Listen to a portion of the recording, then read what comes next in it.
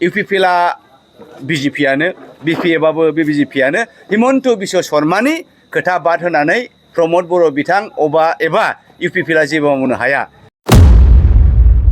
बिथाङा NDFBनि गनाय गैयैनि जानानै जेबो बुंहैयाखै।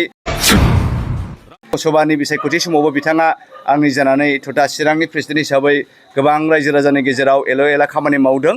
नोंगौ जोंनि खाफाला मोजां नङा, रायजो राजानि चइस मथे चिरां ओनसोलनि रायजो राजाफ्रानो बयबो बुंदों जे नोंगौ जोङो UPPLनि केन्डिडेटखौ दैथायहरदों, नाथाय जोङो रिग्रेट जाबाय। बिथाङा जोंनि जानानै दिल्लीयाव जेबो बुंहैयाखै।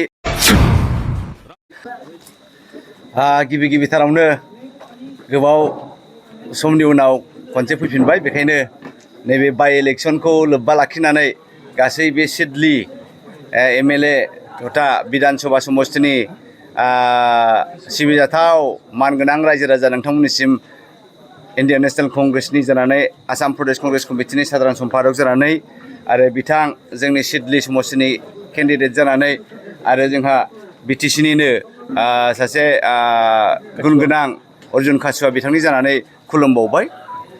जोङो दिनै खोब खुसि, गमामायैनो बे ओनसोलनि कंग्रेसनि रायजो राजा लुबैनाय बायदि साननाय बायदि गोबाव समनिफ्रायनो कंग्रेस जानानै नांबोबाय थानाय, जेब्ला कंग्रेसनि महरा थेर बेथेरमोन बै समावबो बिथां सन्जीब औवारिया गावखौनो कंग्रेस होननानै साखि लाबोबाय थादों। खर' दैखां दैखां बिखा देदगा देदगा कंग्रेसनि आइडिय'लजिफोरखौ फोथायनानै बिथाङा नांबोबाय थादों। दिनै गाव मावनाय बायदि गाव नाजानाय बायदि जोंनि गेजेराव साब्रै साबा केन्डिडेटनि थाखाय बादायलायनाय जादोंब्लाबो बिथाङानो दिनै बे सिडली ओनसोलनि बाइ इलेक्सननि केन्डिडेट जाबाय, सन्जीब औवारिया। दा बेखायनो आंहा बेक्तिगत खोब खुसि।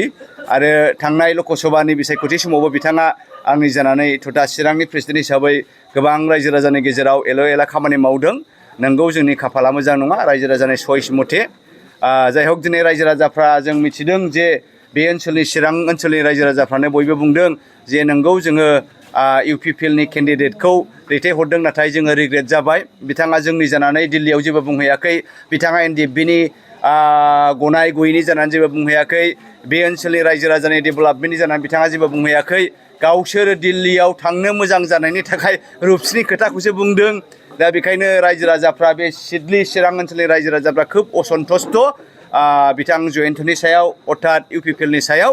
दा जों आसा खालामदों नैबे बाइ इलेक्सनाव रायजो राजाफ्रा गाव गावसोरनि साननाय हनायखौ बोखांनानै लाफिनगोन आरो कंग्रेस इन्डियान नेशनेल पार्टिनिनो आरो बे कंग्रेस दोलोनिनो बिजाथि सन्जीब बिथांनो भटखौ होगोन होननानै आं आसा खालामदों।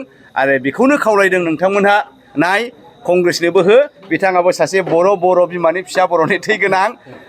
बिथाङा बर' हारिनि खामानि मावगोन। UPPL हायैखौ BJP हायैखौ जोङो मावनो सानदों, खारन UPPLआ BJPआनो BPFआबो BJPआनो हिमन्त बिश्व शर्मानि खोथा बाद होनानै प्रमद बर' बिथां एबा UPPLआ जेबो मावनो हाया। बे हिमन्त बिश्व शर्मानि खोथा बाद होननानै BPF तथा हाग्रामा बिथाङाबो जेबो बुंनो हाया। सोरबाया BJPनि एगेन्स्टै बुंनांगौब्ला, सोरबाया हिमन्त बिश्व शर्मानि एगेन्स्टै बुंनांगौब्ला नै गर्जन दङ, नै कंग्रेस जि बिथां सन्जीब औवारि दङ। बेखायनो रायजो राजा नोंथांमोना जुदि ओनसोलाव सोलायनायखौ लुबैदोंबा, बे ओनसोलाव जौगानायखौ लुबैदोंबा, NDFB बिथांमोननि गनाय, बिथांमोननि भबिसतखौ मोजांखौ लुबैदोंबा, बे ओनसोलनि उन्नतिखौ लुबैदोंबा, बे बाराव बाइ इलेक्सनाव सन्जीब औवारिनो कंग्रेसनि आखाइनि सावगारियाव नोंथांमोननि बेसेन गोसा भटखौ होनानै जयजुक्त खालामगोन होननानै आं आसा खालामबाय आरो खावलायनायबो थाबाय।